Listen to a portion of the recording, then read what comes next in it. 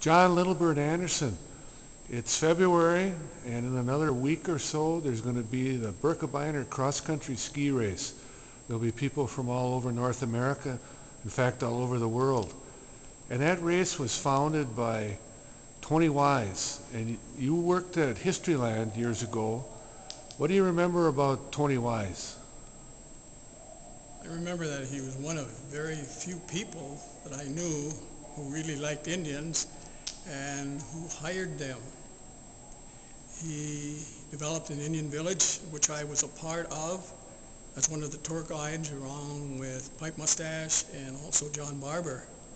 He did that, but he had a real interest in history of the Ojibwe as well as European settlement, and his mind was very, very expansive.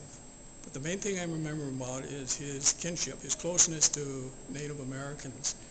And this was at a time when there weren't very many natives employed by non-natives anywhere.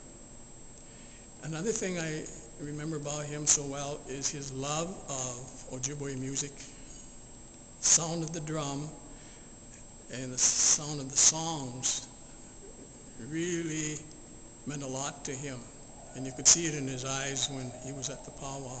This was very special. Some of my friends who have studied the treaty wars, the walleye wars in the North, would say that the better relations between the tribe and the Hayward community has a lot to do with Tony Wise, and of course people like yourself and Rick St. Germain and Gordon Thayer and Ken Toby, people like that. Do you think that's true? It's true for sure. Yeah.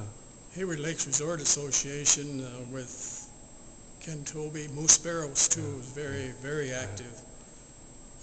Did a lot to kind of ease tensions that took place. The people who lived there were afraid that our people, the Ojibwe, would abuse the resources. Of course, we know from the past experience the moose are gone, and it wasn't our people that killed them, or the elk are gone, and most recently reintroduced.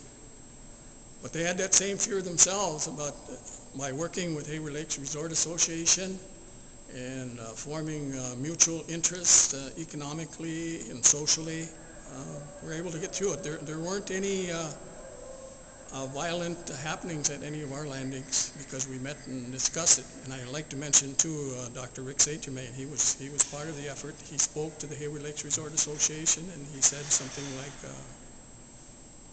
we'll try to work this out together, and hopefully that you'll kind of keep a lid on things from your side, and maybe we can do the same on ours. This is Nick Vanderpy reporting for LCO TV.